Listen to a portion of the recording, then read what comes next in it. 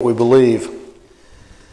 But if you're like me, and I suspect most of you are somewhat like me, there are going to be times in your life where you kind of question God. And in some cases, I have found myself going to God and saying, "But God, you do not understand." And it's laughable as I think back on it, because I see God in all his infinite wisdom and knowledge. But you know, there are times when I read the Bible, when I go through life, and I see what God says he wants me to do, that I can get that attitude. But God, you just don't understand.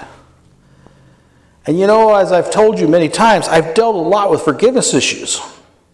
And the Bible says I should forgive my enemies.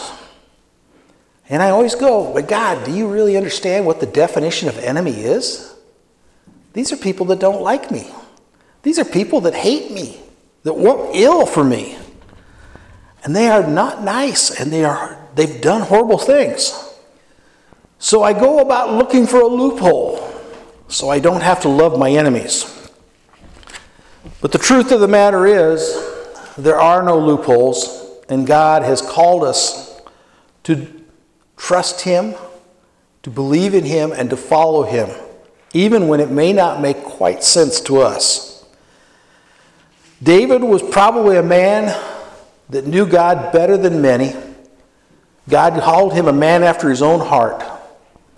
He did wonderfully great things for God, but he was also a man who failed miserably. He's a man who sinned in ways that I can't even comprehend. And so when David writes things down in the Bible, I tend to look at them with a little bit different perspective. Because David understood, perhaps better than I do, a little more about God.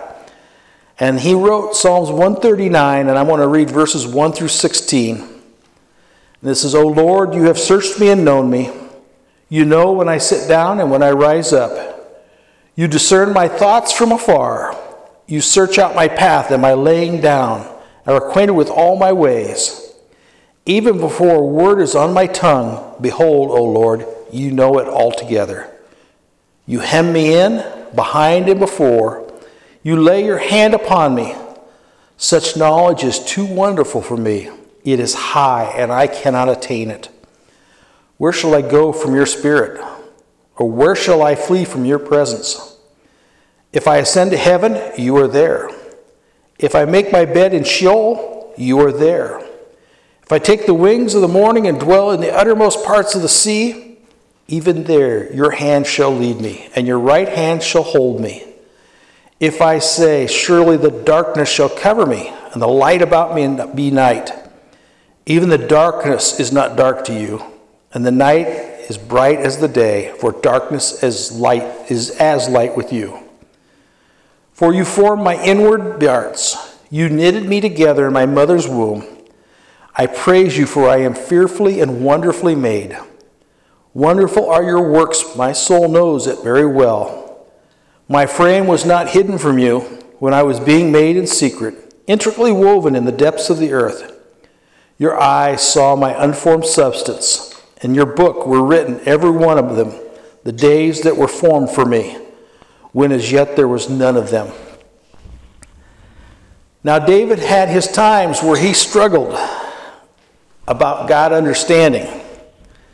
There were days where David became confused and says, "God, this doesn't make sense to me." But what David is writing in Psalms 139 is his realization that there is his understanding and there is God's understanding. And he is a bit sure that there is no connection between the two. David was very much aware of his shortcomings and his limitations as man. I do not always understand God's ways. For me to forgive people who hurt me seems counterproductive. I seem to be wanting to get them off the hook for something they deserve to be punished for. And yet what God sees is that, Rick, by your not forgiving, you're injuring yourself. You're injuring those around you. You're injuring those who love you because you're holding on to anger and unforgiveness that is not helpful to you and is actually destructive. God desired to heal me, and my not being willing to forgive was an obstacle to that. I do not always understand what God is doing, but I have come to understand very much so that I need to trust God more than I trust myself, which is a hard thing for a guy that has trust issues, believe me. And I grew up with a lot of trust issues. But Proverbs 14:12 says, there is a way that seems right to man, but the end of the way is to death. That's a terribly sensitive thing. What seems right to me may soon lead me to death. In Proverbs 21:2, every way of a man is right in his own eyes, but the Lord weighs his hearts. What I must understand as a Christian is that I can't understand God. I can't understand his ways. I can't understand his means. And there are going to be times in my life where I look at God and say, God, you just don't understand. And God is just sitting there shaking his head going, no, Rick, it is you who does not understand. Now, as I've grown in my Christian walk, it has become easier and easier for me to see God's way over my own. I can see where forgiveness has done great things for me. I'm here to tell you, the Rick Bachman you see today in 2023 would not have been the same Rick Bachman you would have seen 20 years ago, 30 years ago. I was still carrying a weight that was too heavy for me to carry. And because it was too heavy for me, it affected my personality, it affected my relationships, it affected my spiritual walk. I had to accept that God knew better than me what I needed. And for a guy, like I said, that has trust issues, that ain't easy. Because I'll be honest, I always trusted myself more than anything else. You have to learn that God does understand. And because he understands, you have to learn that you must be able to put your trust in him. God not only understands the pain you're feeling, but he died to take that pain away from you. And just so you're clear, there is nothing in your life that God cannot understand. Have you had your trust betrayed? So has he. Have people hurt you and even physically attacked you? So has he. God knows what it is to suffer loss. In fact, he wept at Lazarus' tomb. God loved others and had that love rejected. There is nothing in our human experience that God cannot or does not understand. I think the best way to illustrate this is a story I heard from a guy named Bob Weber, who was a past president of the Kiwanis. And he told a story about a small town farmer who had some puppies for sale. And the paper boy came around and saw the sign that says $25 a puppy. The boy says, can I see those puppies? So the man whistled for the dogs and the puppies came running. And there was like 4 or 5 really beautiful little puppies that were jumping and yipping just like puppies do. And finally, one last puppy came limping. And he came limping very poorly and sorely. And the boy says, what's wrong with that last puppy? And he said, well, he was born with a defect. He has no hip bone. We've had x-rays done and he's never going to get better. He's always going to be a crippled. The boy was silent for a moment and he looked at the man and the sign. He says, sir, I have 50 cents and I will pay you 50 cents a week until I can pay you the full $25 for that lame puppy. The farmer was a bit shocked. He says, why would you want him? You know, he's not going to be able to run and play and do all the things that little boys want puppies to do. You don't understand, son. This puppy is not going to get better.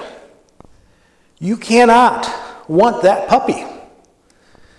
And it was at that moment the boy pulled up his pant leg, and the farmer saw a twisted leg held by braces and wood. He said, sir, that puppy is going to need someone who understands him to get through this life. He said, I want that puppy. My friends, you and I are that puppy. We are broken. We are hurt. We have suffered. But our God understands us. And we need that God to get through the suffering times that we have, simply because we are like that lame puppy. We need God. When I am tempted to tell God that He does not understand me, I need to fully understand the depths that God does understand. When I am certain that I'm in a situation that God cannot fathom, I must learn to trust Him and say, this is a God who has dealt with every pain this world has ever given, and He understands it better than I. You know, I cannot begin to understand God's knowledge and wisdom. I cannot believe that God had a love so deep that He was willing to come to earth and die for people who would reject Him. Indeed, He died for the very people who crucified Him. On that cross, He said, Father, forgive them, for they know not what they do. Jesus Christ was willing to die for their sin, even as they murdered Him. My friends, we do not have a God who does not understand. Indeed, we have a God who understands all things, and it is we who do not understand. So there were times when I catch myself thinking that thought, oh God, you just don't understand. And when I stop and remember just how much He went through, how much He did, how much He suffered to save me, I have to admit that God understands me way better than I understand myself. I'll be honest with you, the older I get and the more I learn, I don't know how many of you, when you were 20, knew everything. But, you know, there's nothing more than a teenager or a 20-year-old who can tell you every answer in the world. They have it all. They know it all. And I was that 20-year-old. I was that teenager. I knew everything. But as life went on, I started to have some doubts of how much I did know. And in fact, the hilarious part is now at age 66, going on 67, I look back and go, man, I knew nothing.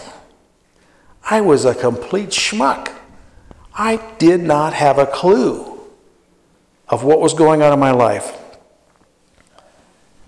The more I understand that sometimes I don't understand myself, and that feelings and emotions, which are clear as day, can have many multifaceted causes and repercussions. The truth I had to learn was, it is not God who does not understand. It is me who does not understand. I have to admit that I don't know it all. And that gets easier as you get older.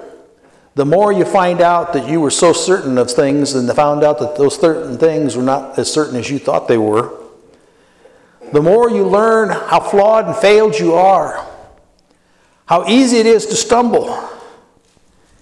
It's easier and easier to say, you know what? Perhaps I don't understand. And perhaps I need to trust a God that does. Now, David sometimes learned this lesson the hard way. I will tell you some of David's sins, which are recorded in the Bible. And be thankful, my friends, that you are not David. How would you like to have the very worst things you've ever done recorded for all times? For anyone who opens that Bible up to say, oh, so that's what you did. David's sins were recorded in the Bible so that we could understand what it is to be a man or a woman in God's eyes. David wasn't perfect. David didn't understand. But David trusted a God that knew him better than he knew himself. And as he wrote in Psalm 139 so beautifully, and let me tell you, friends, as a young police officer who saw a lot of abused children, and as a man who grew up as an abused child, my view on abortion was way different back in the 70s. I thought maybe that was a reasonable alternative to children suffering. But when I read this psalm that said, God knitted me together in my mother's womb. He knew me. He had plans for me. He knew every day of my life before I was ever born. I suddenly had to look at abortion in a different view. And I could no longer say that's a great option. Now, I'm not here to tell you that that's an absolute, that there aren't times where it may have to be to save the life. But I'm here to tell you that if God knew me in my mother's womb, if he knew every day of my life before I ever took my first breath, my friends, that is a God that knows me far better than I know myself. That is a God who absolutely I can trust because he does know me and he does understand me. And thankfully, he's willing to help me with my misunderstanding. To be real honest with you, like I said, most of my life has been spent arguing, fighting, and not trusting God. I have trust issues. I always have. Not surprising when you hear my past that I don't trust. But I'm here to tell you, my friends, that if you can't trust God, you're missing a part of your relationship that is essential. If you can't learn to trust the God of the universe and know that his plan is better than mine, then you will never have peace. John 14:27 is Jesus' words. And these are words that are so important. If you get an email from me, you're going to likely see this verse in that email because it's my signature on an email. It's a verse that is so important to me because so much of my life was spent without peace, was spent in anxiety and not trust. But John 14:27 says, "Peace I leave with you. My peace I give to you. Not as the world gives, do I give you. Let not your hearts be troubled, neither let them be afraid." My friends, if you want to experience peace, you learn to trust God. And you understand and you confess that your God understands you better than you do, and that I need to trust him more than I trust myself. Now, is that easy? Is it simple? Is it just a decision you will make today and not have to deal with it again? Nope. I'm about to turn 67 years old, and my friends, I still battle with that trust. I still catch myself occasionally going, but God, you don't understand. And then I have to stop and laugh at myself because I've read these verses too many times and go, it's Rick, it's you that doesn't understand. And you need to come to that understanding, and you need to come to grips with realizing that no one understands you better than God. And because he understands you, and because he loves you, His plan is better than my plan. His hopes for me are better. He knows my days. He knew them before I was born. That means, my friends, He knows your good days. He knows your bad days. He knows when you find yourself, as Roseanne did this week, flat on her face in the ice. When you're face down on the ground and you go, man, that just hurt. That really was a bad fall. God knew that in advance. When I sin, when I stumble, when I doubt, God knew that in advance. And He has prepared a way out of it for me. He has a way that is His perfect plan if I will but trust Him. But to trust Him, I must stop saying, but God, you don't understand. And accept that He does, in fact, understand me better than I do myself. If you want that peace, and believe me, I spent most of my life seeking that peace, hearing that it was there and not feeling it. And I will not tell you that I have it complete. I still have days of anxiety. I still have days of stress. I still have days of doubt. But I have more peace today than I've ever had in my life. And that's because I'm beginning to accept that God knows me better than I know myself, and that I need to trust Him. And I'm here to tell you, friends, that's a good place to be. I highly recommend it. Thank you.